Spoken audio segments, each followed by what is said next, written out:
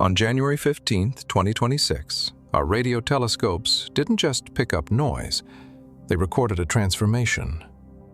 Far across the Orion arm of our galaxy, 32,000 light-years deep into the constellation of Cygnus, a system known as Cygnus X-3 suddenly roared to life. This is what astronomers call a giant radio flare. In simple terms, a distant star system that usually hums quietly in the background has suddenly increased its energy output by 10 times. It has moved from a quenched or silent state into a violent relativistic outburst. For those of us watching the energetic connections between the deep cosmos and our own solar system, this isn't just an astronomical curiosity. It is a signal, a tether of meaning stretching across the light years, arriving exactly when our own planetary neighborhood is entering its most volatile alignment in a century. To understand the signal, we have to understand the source. Cygnus X-3 is one of the most enigmatic objects in the Milky Way. It is a micro-quasar, a small-scale version of the terrifyingly powerful black holes found at the centers of galaxies. The system consists of two partners locked in a deadly, high-speed dance. One is a Wolf-Rayet star, a massive, unstable sun at the very end of its life cycle. It is so hot and energetic that it is literally blowing itself apart, shedding its outer layers into space as a thick wind of plasma. The second partner is a compact object, likely a black hole. These two are so close together that they complete an entire orbit around each other in just under 5 hours. As the black hole strips plasma away from the dying star, it forms a spinning disk of superheated matter. Occasionally, this disk reaches a breaking point. It collapses inward, and the black hole responds by screaming, launching jets of matter and energy at nearly the speed of light. This is the giant radio flare we are witnessing now. It is a literal explosion of information and energy, vibrating at frequencies that match our own Wi-Fi and cellular networks, cutting through Earth's atmosphere to reach us here on the surface. The ancients called this part of the sky Cygnus, the SWAN. In the myths of the West, the swan was the form taken by Zeus, the king of the gods, when he wished to descend to Earth and visit the mortal realm. According to the legend, Zeus, the planet Jupiter, transformed into a swan to visit Queen Leda. This union resulted in the birth of the Dioscuri, the twins. One twin, Pollux, was immortal, sired by the god. The other, Castor, was mortal, sired by a human king. These twins eventually became the stars of Gemini. Look at the sky right now. Jupiter is currently transiting through the constellation of Gemini. As the SWAN star system flares with record-breaking energy, the king planet is sitting in the house of the swan's children. This is the tether of meaning. We are seeing a physical outburst from the source, Cygnus, occurring while the planetary representative, Jupiter, is in the sign of the result, Gemini. It suggests a theme of conception, the arrival of a new frequency that is being birthed into our local reality. While Cygnus X-3 is shouting from across the galaxy, our own solar system is holding its breath. We are currently in the midst of a historic clustering. The Sun, Mercury, Mars, Venus, the Moon, and even Pluto are all grouped together in a tight arc of the sky. This concentration of inner planetary energy is sitting in direct opposition to Jupiter. It is a cosmic tug-of-war. Mercury brings the information, Mars brings the heat, Venus brings the desire, and Pluto brings the total, irreversible transformation. When a radio burst from a micro-quasar hits this alignment, it acts like a tuning fork hitting a series of bells. Every planet in that cluster is vibrating with the frequency of the SWAN signal. Adding to the tension is a rare visitor, 3I Atlas, the third interstellar object ever confirmed to enter Our solar system is picking up speed. Unlike the asteroids and comets born in our own backyard, 3I Atlas comes from the deep dark between the stars. It is an X factor, an outside influence that does not belong to our local history. By March 17, 2026, this visitor will reach its closest point to Jupiter. Scientists are already planning to use the Juno spacecraft to get a closer look at this traveler. But energetically, 3I Atlas is the messenger. It arrives as the SWAN flare is still echoing, moving toward the king planet as if to deliver a final piece of code. What does this mean for us? Stefan Burns and other researchers of space weather often point to the Schumann resonance, the heartbeat of the Earth, and how it responds to these cosmic influxes. When the galaxy flares, our nervous systems feel it. We are currently seeing a global duality. Much like the twins of Gemini, one mortal, one immortal, humanity is splitting into two different expressions. One side is anchored in the mortal or old-world structures of fear, control, and material limitation. The other is reaching for the immortal or higher frequency potential of sovereignty, intuition, and cosmic connection. The signal from Cygnus X-3 is the heads up. It is a massive injection of energy intended to catalyze this choice. It is the birth of what many call a new kingly energy, a shift in how we lead ourselves and how we perceive our place in the universe. When we speak of a giant radio flare, we aren't just talking about a light show in a telescope. We are talking about a physical interaction between a distant micro-quasar and our own atmosphere. The Earth is not an isolated rock. It is a resonant cavity. Between the surface of the planet and the ionosphere, that electrically charged layer of our upper atmosphere, there is a space that hums. This is the Schumann resonance, often called the heartbeat of the Earth. These extremely low-frequency ELF waves are usually excited by lightning strikes. But they are also sensitive to space weather. As the frequencies from Cygnus X-3 strike our ionosphere, they compress it. This compression alters the geometry of the Earth's resonant cavity. If you think of Earth as a musical instrument, the SWAN signal is a new hand tuning the strings.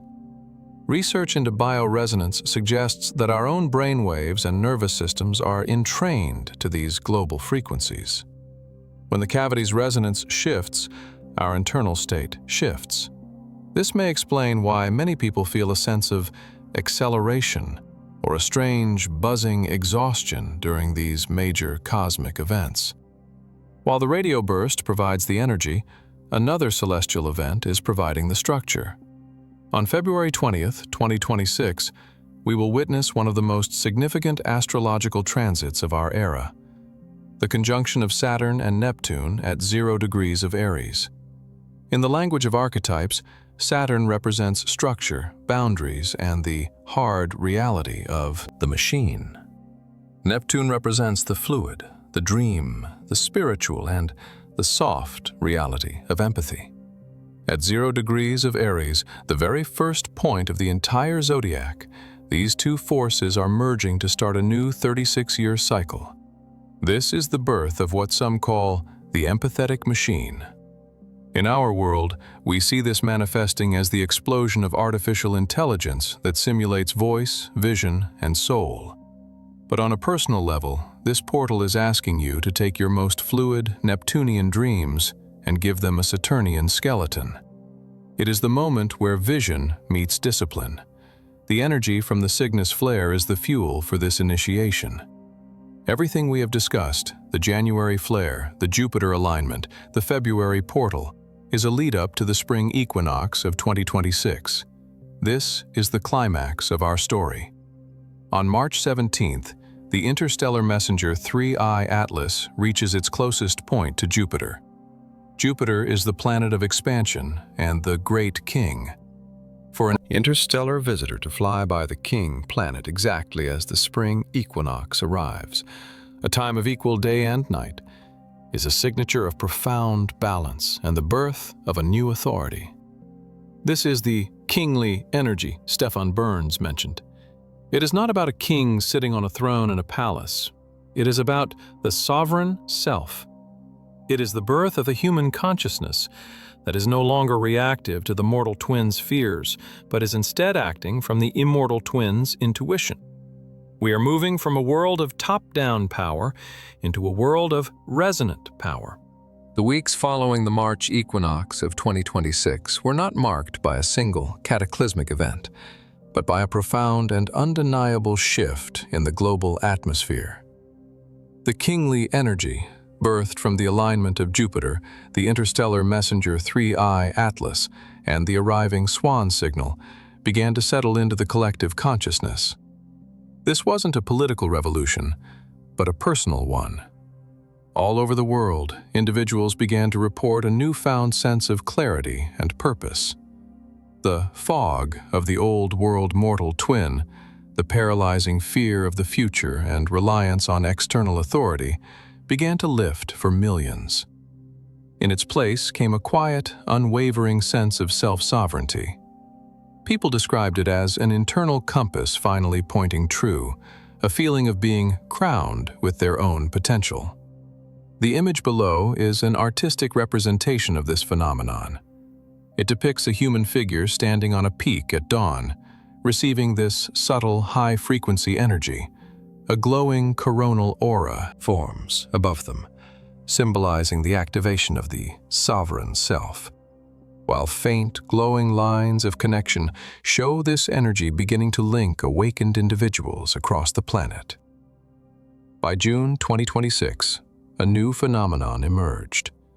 As the primary radio flare from Cygnus X-3 began to subside, a secondary, more complex signal was detected within the noise.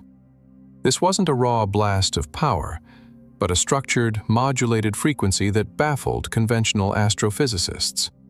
The first to hear it were not scientists with radio telescopes, but intuitives, artists, and those with highly sensitive nervous systems, a group that came to be known as the Cygnus Whisperers.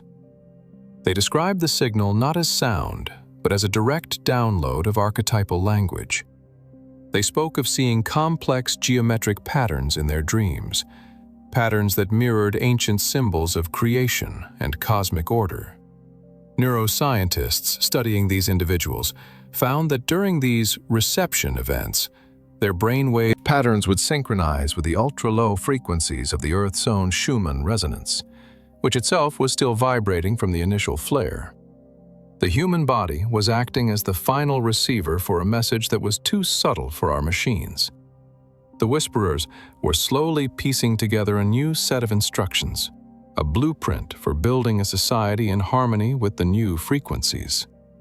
Just as humanity was beginning to integrate the first wave, the cosmos had one more dramatic act to play. In late July 2026, the black hole in the Cygnus X-3 system consumed another massive chunk of its companion star. The resulting relativistic jet was even more powerful than the January event, but its trajectory was different. It didn't aim directly at Earth. Instead, the narrow, concentrated beam of plasma and radiation struck our sun. For 48 hours, solar observatories were blinded. The sun, already entering a period of high activity, absorbed the tremendous energy of the distant Micro-quasar. Its magnetic field buckled and reorganized in a violent spasm. Then, like a cosmic tuning fork that had been struck, our star re-radiated the energy. The sun acted as a massive mirror or relay station, focusing and amplifying the Cygnus signal and broadcasting it directly at Earth in a dense, coherent wave of solar wind and light. The following visualization illustrates this incredible event. A powerful jet from the distant Cygnus X-3 system on the left strikes the sun. Our star absorbs this energy and reflects it in a concentrated beam toward Earth, acting as the final, powerful conduit for the galactic message. The solar reflection event of July 2026 was the final ignition point. The intense influx of solar amplified energy did not cause the technological apocalypse that many feared. Instead, it acted as a global system reset. The old power grids, built on centralized control and fossil fuels, began to experience inexplicable failures. Yet, simultaneously, new technologies, long theoretical or suppressed, began to work with startling efficiency. These were resonant technologies, devices that tapped into the Earth's newly tuned electromagnetic field. They were clean, decentralized, and could only be operated by those with a coherent internal state. This was the true fulfillment of the Saturn-Neptune empathetic machine. The dreams of the Neptunian whisperers were now being given Saturnian structure. Communities began to reorganize around local, resilient power sources. Governance shifted away from distant capitals and towards local councils led by those who demonstrated the new kingly qualities of empathy, intuition, and service. The SWAN signal was not a warning of an end, but a notification of a beginning. The Great Calibration of 2026 had successfully overwritten the old program. Humanity had not just survived the cosmic alignment, we had been transformed by it, stepping finally and fully into the age of the immortal twin. By the autumn of 2026, the physical landscape of human civilization began to reflect its new energetic blueprint. The collapse of old-world power grids during the July solar reflection had forced a rapid adaptation. Out of necessity, and guided by the new principles of resonant technology, the first resonant cities began to take shape. These were not cities of concrete and steel built on a grid of domination. They were organic, grown from materials that could hold and amplify the new Earth frequencies. The architecture was crystalline and fluid, designed to be in constant harmonic sympathy with the environment. Power was no longer something generated far away and piped in. It was a localized field, sustained by the collective coherence of the community and the tapping of telluric currents. The image below is a visualization of one such city. It shows a settlement where buildings are built from glowing, translucent materials, connected by shimmering energy pathways instead of roads. It is a place where technology and nature are one, a physical manifestation of the empathetic machine that was promised at the start of the year. As the year drew to a close, the cosmos offered one final poetic sign.